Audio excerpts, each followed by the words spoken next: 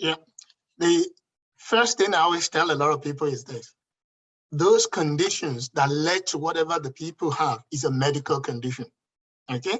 So not just managing the initial, but also the ongoing management of those conditions. That's the first bit. Then secondly, many patients develop other medical issues as a consequence of the first thing they've had. So for instance, if you've had a stroke, almost 40% of stroke patients end up with depression at some point along the line. That needs to be managed. That might be a factor that will stop them from engaging in that. And again, if I use another example in terms of head injury, 18% of people post-head injury develop what we call pituitary hypothalamic, which is between the brain and the endocrine system dysfunction, which affects other things. I know we look at the brain, we think, oh, it only helps us to move and go in there. Actually, the brain controls everything we do as human beings. Everything. It controls the monthly cycle in a woman. It controls our thought. It controls everything. Your sleep pattern, your eating, your drinking, everything is controlled through the brain. And of all the things the brain does, if I oversimplify the brain function, it helps us to think, it helps us to move, and it helps us to feel.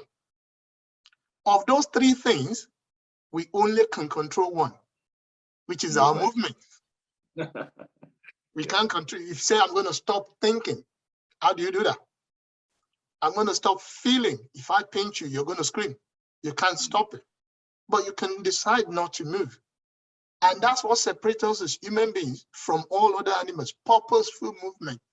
I'm talking to you now and we're interacting, but all I'm doing in all reality is just moving muscles to make sounds. All I'm doing is controlling muscle movements in there. And it's the ability to control those things that often is affected when the brain is damaged. So in terms of the rehabilitation, it's a multidisciplinary. So yes, you're right, you've mentioned the physical therapy component. There's also the occupational therapy, speech and language therapists, dietitian, in the clinical psychologists and neuropsychologists we work with, in the nurses. Now, people underestimate the impact of nursing care in rehabilitation. Most of the rehab in my unit is actually done by the nurses. The therapist spend maybe an hour with the patient, but that's 24 hours in a day. What happens the rest of the 23 hours? It's what the nurses are doing with them with the practice on the ward. And that's what makes a lot of all those patients better. So it's a huge group of people. And that's why rehab is very expensive, because it's labor intensive. I've just mentioned almost 6 different sets of professionals, all evolving around one particular patient.